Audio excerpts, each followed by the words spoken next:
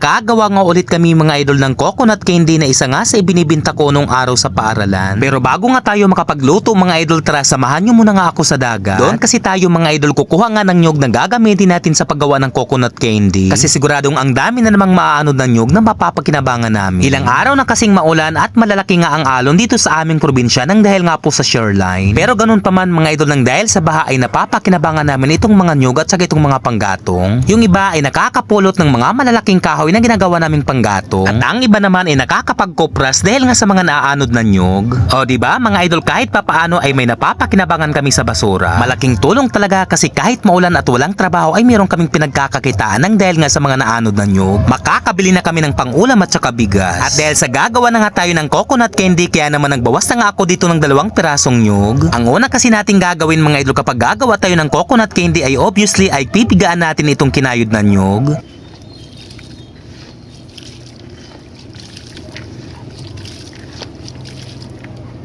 Pagkatapos mapigaan ay ilalagay na nga natin dito itong kawali, sabay ibubuhos itong gata. Halukayin mo lang naman ito mga idol ng halukayin hanggang sa bumaba na nga yung sabaw.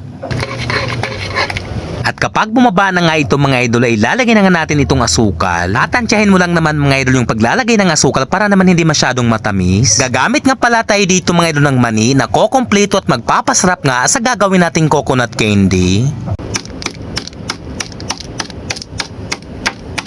At syempre huwag kalimutang kumuha nga ng daon na gagamitin natin mamaya. Bago ko nga pala makalimutan, may payo nga po pala ako sa mga gagawa ng coconut candy. Once na maisalan nyo na nga po pala itong kawali mula umpisa hanggang sa matapos, kailangan lagi kayong nakabantay sa kanya para maiwasan nga yung pag-aapaw. Hindi kasi tayo makakagawa ng maraming candy kapag umapaw na nga yung gata. Kaya kailangan talaga natin itong bantayan at kung umalis man ay dapat saglitan lang.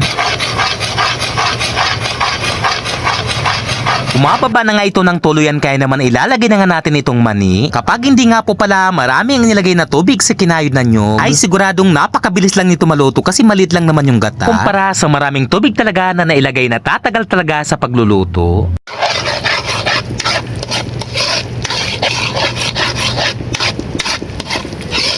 Kailangan sakto lang talaga yung pagkakaluto nito mga idol para hindi siya pumait. Napakabilis pa naman nito tumigas mga idol kaya kailangan talaga pabilisan ng galaw. Kwento ko nga po pala sa inyo mga idol, nung nag-aaral nga po pala ako, ito nga po pala yung pinagkakakitaan namin. Hindi ko talaga ikinahiya ang magbenta nga ng coconut candy nung nag-aaral pa ako sa high school. Kasi kahit papaano ay nakakabili ako ng ballpen at saka papel at may baon pa. Minsan nga kapag malaki-laki yung kinikita ay nakakabili kami ng ulam at saka bigas. Kayo po ba mga idol, gumagawa din po ba kayo nito noong araw? Dito nga po pala sa summer mga idol ay tinatawag itong twin. Iwan ko lang po sa ibang lugar kung anong tawag nila dito. Palutin pa nga sana namin ito mga idol pero dahil sa pagkain lang naman, kaya hindi na nga namin ito binalot. O diba mga idol, napakabilis lang namang gawin at napakasimple ng mga sangkap. Magkakaroon agad tayo ng masarap na candy.